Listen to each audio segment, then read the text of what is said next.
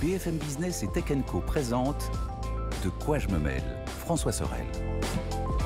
Voilà la deuxième partie de ce De quoi je me mêle. Un grand merci d'être avec nous, peut-être à la télé, peut-être à la radio, peut-être en audio, en vidéo, bref, où que vous soyez, quoi que vous fassiez, merci de nous suivre. Avant de retrouver tout à l'heure notre petit module bonus, la nouveauté de ces dernières semaines, avec JB de The E-Collection qui nous racontera les dessous de son voyage au Texas pour découvrir le Cybertruck. Avant tout cela, j'accueille Christophe Joly. Salut Christophe. Salut François. Christophe qui est un vieux camarade de quoi je me mêle et qu'on retrouve toujours avec beaucoup de plaisir pour se replonger dans Nostalgeek. Voilà, on se plonge dans l'histoire des nouvelles technologies. Parfois qui fait rêver et parfois qui se plante aussi laborieusement, comme ça va être le thème de derrière, de magistralement. Des plantages magistraux. Exactement. Et là, tu vas nous faire une petite sélection, c'est très amusant d'ailleurs, de toutes les inventions que nos amis les GAFAM ont tenté de mettre en place et qui n'ont pas marché. Voilà, qui n'ont pas marché. On ne va s'intéresser qu'au hardware. Produits qu'ils ont lancés. Oui, bien sûr, parce que le soft, alors là, on pourrait faire... Voilà. On en fera d'autres d'ailleurs, peut-être. On en fera peut-être un jour. Et on va faire dans l'ordre. On va commencer par la lettre G. Donc G comme Google, et on va parler des Google Glass. Les Google Glass. Voilà. J'ai revu une vidéo dans laquelle tu l'avais testé avec Jérôme Colombin. C'est vrai. Elle était arrivée en France alors qu'elle ne devait pas être en France et vous l'aviez eu entre les mains. On est allé, je m'en souviens très bien, chez un développeur. C'est ça. Qui les testait, mais en catimini, en secret. On avait réussi à choper les lunettes, à faire une vidéo. Et vous étiez excités comme des puces. Hein, on était excités comme des puces. Ouais. Quand vous voyez de nouveaux produits. Donc on est en 2013, quand ces Google Glass sont lancés. C'est le Google X Lab qui en est à l'origine. Ils y travaillent depuis 2011. Rien n'existe sur le marché à l'époque, évidemment. C'est un produit de laboratoire. En 2013, ils font appel à des volontaires pour tester les prototypes. Il fallait quand même acheter les lunettes 1 500$. Et Google ouvre au même moment une API pour développer des applis. En clair, c'était quoi ces lunettes? Vous aviez une petite caméra au niveau à droite des lunettes qui permettait de filmer et de faire des vidéos en live. Ensuite, vous pouviez commander les lunettes avec la branche au niveau droit. Vous aviez un petit pad tactile et ça vous permettait de projeter un écran et d'avoir accès à peu près à tous les services Google. Vous aviez l'agenda, Google Maps évidemment, la météo, les messages, Google+, plantage Google assez magistral. Vous avez accès à l'agenda, la reconnaissance vocale, c'était votre téléphone déporté au niveau des lunettes. Idée géniale. Concept très séduisant. Très séduisant. L'audio se fait par conduction osseuse, ça marchait assez bien. Donc le problème, produit qui a 10 ans, hein, quand on y pense. Ça a 10 ans. Alors le problème, c'est que toi-même, tu le disais lors de cette vidéo dont je parlais, c'est que l'écran est trop intrusif. En fait, il te dérange. Ce ne sont pas des vraies lunettes, donc c'est quelque chose que tu poses sur ton nez. L'autonomie était assez faible, c'était 1 à 2 heures. C'est quand même un frein, c'est important. Le pad marchait pas très bien. Le problème, c'était le respect de la vie privée. Beaucoup de bars ont interdit les Google Glass parce que ne voulant pas que les clients puissent être filmés à leur insu ou photographiés à leur insu. C'est tout à fait normal et qui sera toujours le problème en fait de ces lunettes. Qui restera le problème. C'est un gadget finalement, au dire de tous ceux qui ont pu l'utiliser. Le bilan, c'est que les Google Glass resteront au stade de prototype. Faute d'application, en fait, les développeurs ne se sont pas emparés des Google Glass, probablement parce que trop cher, 1 500$ quand même. Alors, toujours difficile d'avoir des chiffres quand les produits ne marchent pas, mais Google en aurait vendu 50 000 exemplaires. Il faut savoir qu'ils ont lancé ensuite une version Pro. Ils ont conservé une version Pro qui s'appelait l'Enterprise Edition 2, vendue 1 000$, mais qui s'est arrêtée définitivement en mars dernier. Oui.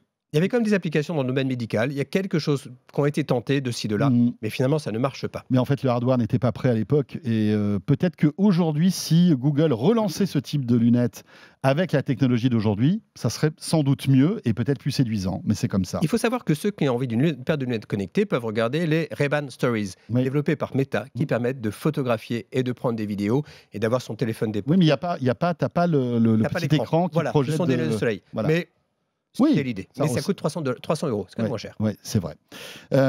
Après le G, il y a le A. Et le A des GAFAM, c'est Apple. C'est Apple. Voilà. Et là, on va parler du Newton. Et on se dit, on se dit, bon, il n'y a pas eu beaucoup d'échecs chez Apple. Ben, il y en a eu. Quelques-uns. Oui, il y a le Cube aussi. Tu te rappelles cet ordinateur qui n'a pas marché car de surchauffe et autres. Là, on est 93. 93. Je ne sais pas si tu te souviens quand il était présenté à Paris, c'était au Apple Expo à l'époque, il y avait ce salon assez important dédié à la marque Apple. Qui rassemblait tous les fans d'Apple. Voilà, et j'y étais. Et en septembre 94, le Newton était présenté. Et je me rappelle, tout le monde voulait voir ce produit, je l'avais eu entre les mains à l'époque, et c'était révolutionnaire. Les PDA n'existent pas ou peu, l'option série 3 est lancée à ce moment-là, le Palm n'existe pas encore, il sera lancé 1 an plus tard, et le Sonic lié ne sera lancé qu'en 2000. Ouais, Donc Apple arrive sur un terrain oui, relativement vierge. bien avant les autres, en fait. Bien avant les autres. Ouais. Il a fallu 6 ans de développement à Apple pour mettre ce produit au point, on va dire. L'idée, c'était de proposer un ordinateur portable sous forme de tablette. C'est John Sculley, alors patron d'Apple, qui veut laisser son empreinte dans l'histoire d'Apple.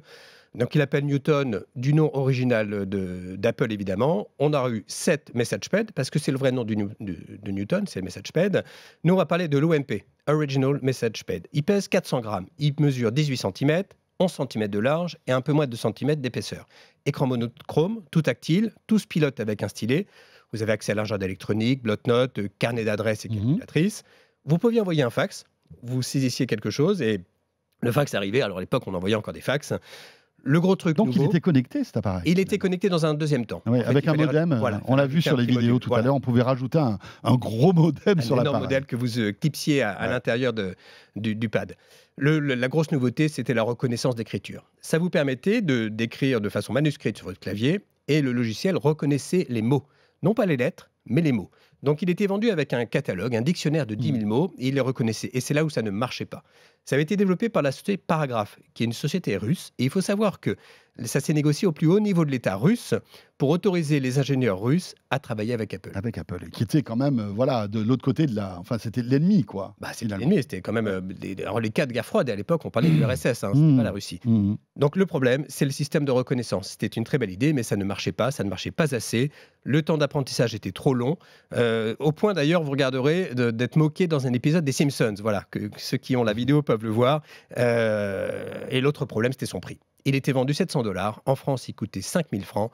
Pour info, au même moment, un an plus tard, le Palm Pilot coûte 1700 francs. Ouais, qui était beaucoup plus fin, qui était plus léger, etc. Qui était plus léger. Et voilà. Le Los Angeles Times dit « Pour l'instant, le Newton est un jouet intéressant pour les curieux de technologie, les gens organisés de manière obsessionnelle et ceux qui ont de l'argent à dépenser. » Voilà. Ils en vendront 300 000. Et 98, Apple jette l'éponge et arrête cet appareil. Il s'est vendu 1 600 000 Palm Pilot en 96, de 96 à 98. D'accord. Alors Palm a disparu, Apple existe toujours. Oui, c'est ça. Mais ils ont posé les fondamentaux de Oui. Et puis c'était l'ancêtre de l'iPad finalement. C'est ça. Hein, on est d'accord. iPad, iPhone. Allez, on change, on s'arrête à la lettre F. F comme Facebook. Et il y a un fail chez Facebook. Il s'agit du portal. Voilà, le portal, c'était un écran. C'était hier, le portal. C'était hier, ça s'est arrêté en 2022. Ouais, donc il y a un an. C'était lancé en 2018.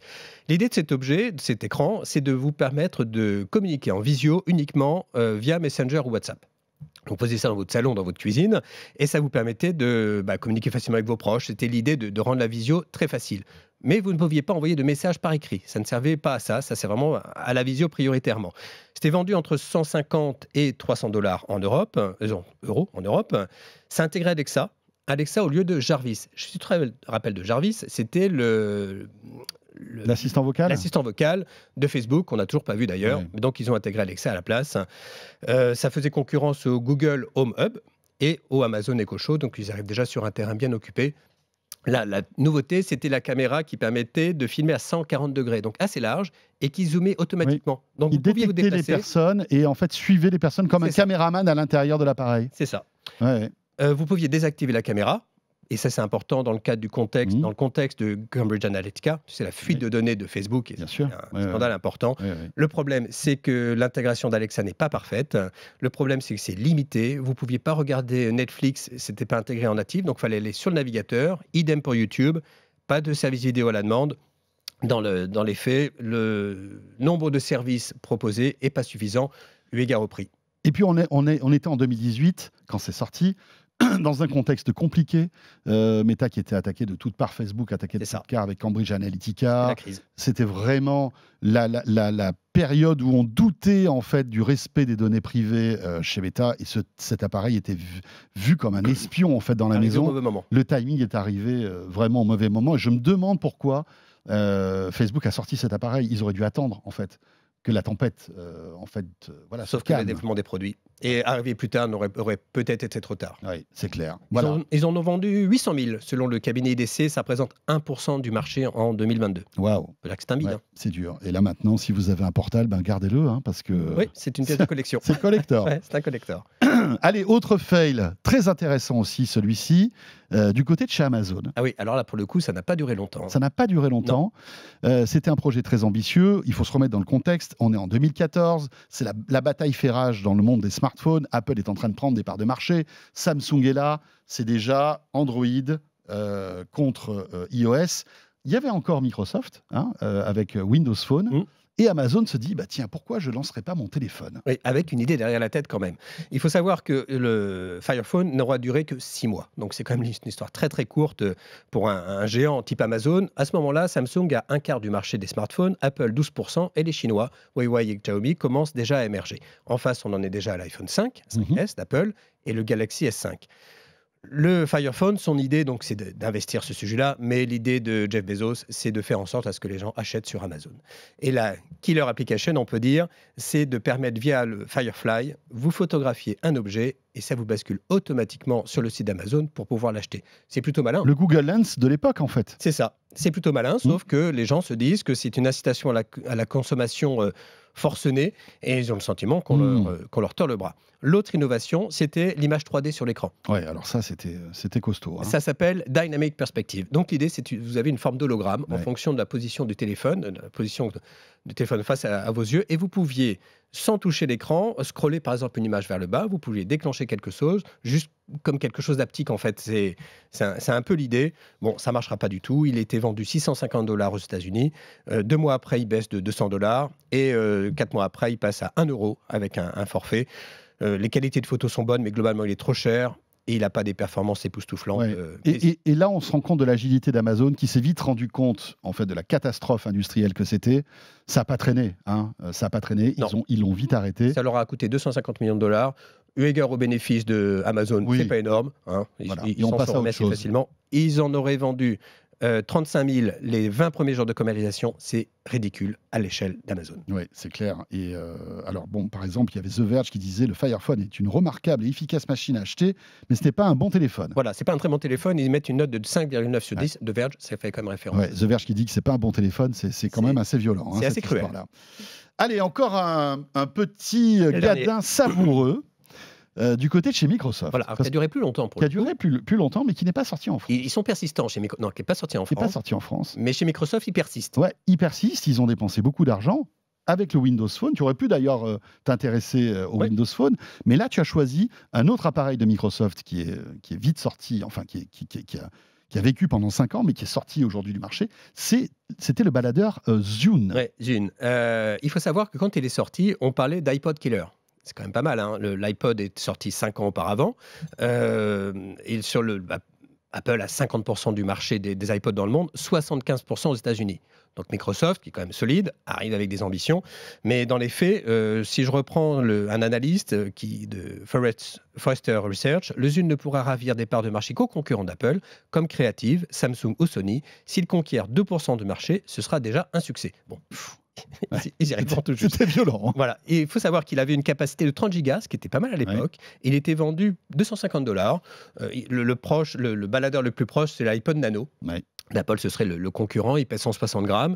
Vendu dans 3 couleurs, noir, blanc ou marron, là où l'iPod Nano est plutôt coloré, plutôt sympa. La nouveauté, c'est que vous pouviez partager des morceaux entre 2 Zunes. C'était ça un protocole Wi-Fi. Par exemple, moi j'avais une musique qui te plaisait, je pouvais te la faire transférer sur ton Zune. Ton Zune du mien, et ça permettait de partager. C'était cool. L'iPod ne faisait pas ça. Voilà. Bon, on va dire que c'est sympathique. Mais le problème, c'est que tu pouvais pas télécharger de la musique via le Wi-Fi. Il fallait connecter le Zune à ton ordi. Et voilà. Et là, ça aurait été mieux. Il avait la radio FM, bon, une petite appli en plus. Les performances pour écouter la musique étaient saluées, c'était bien. L'interface était intuitive et colorée, donc on a dit ça fait teneur FM. Une bonne interaction avec le logiciel Zune, le marketplace. Vous avez une fonction Wi-Fi donc pour échanger de la musique et des photos, plein d'accessoires, mais pas de Wi-Fi effectivement pour synchroniser son appareil. En 2011, le Zune ne figure même pas dans le top 5 des ventes de baladeurs aux États-Unis. Wow. D'ailleurs, pour Microsoft, c'est quand même une sacrée claque parce qu'ils ont dû investir des millions et des millions dans la promo, dans le marketing de cet appareil. Et d'ailleurs, on n'a pas de chiffres. On ne sait pas combien ils en ont vendu en tout. Ils sont arrivés en fait. Eux-mêmes ont fermé les yeux. Probablement. Ils sont arrivés un peu tard sur un marché qui commençait déjà à s'éroder, sans proposition d'innovation suffisante face à un mastodonte qui s'était déjà bien installé. Et puis on était toujours encore dans cette bataille des DRM, je ne sais pas si vous vous souvenez, mais les fichiers étaient protégés à l'époque. Le logiciel, l'iTunes en fait du Zune était une usine à gaz quand vous l'installiez sur votre machine, sur votre PC Windows. Enfin, c'était. Il fallait beaucoup de volonté pour franchir le pas. D'ailleurs, il n'est jamais sorti en France, cet appareil. Non, il a été sorti en Grande-Bretagne. Voilà, aux États-Unis et en Grande-Bretagne, et la France ne l'aura jamais connu. C'est étonnant, hein, quand même. Hein. Il devait sentir que c'était pas gagné. Ouais, c'est mal parti. Et il faut savoir que l'iPhone a été présenté en janvier 2007. Ouais. Voilà. Et en fait, c'est l'iPhone qui a été le Zune qui l'a créé. Hein, voilà, c'est clair. Était là. Le début de la fin pour le Zune. Voilà, le Zune, qui a une bonne place dans le musée des produits high-tech qui n'ont pas marché. Peut-être un petit musée des flops. Il y en a encore. Hein. Oui, il y en a encore. Il y en a encore. Il y en a encore beaucoup. La Nokia N-Gage. Voilà, je voulais la mettre, mais c'était pas un GAFAM. Et voilà. non, donc, mais franchement, ça aussi, c'était. Mais on parlera, je pense, des bits dans le domaine du jeu vidéo. On fera quelque chose de dédié à ça. C'est aussi pas mal. Et puis on fera aussi quelque chose sur ce qui marche, parce qu'il y a plein de choses. Mais bien sûr, évidemment. Et globalement, dans Nostalgeek, on parle de ce qui marche. Merci beaucoup, Christophe. Merci beaucoup à toi. Voilà, c'était Christophe Joly, spécialiste de la tech, journaliste. Et tu es le bienvenu. On te retrouve très très vite dans De quoi je me mêle. Avec plaisir.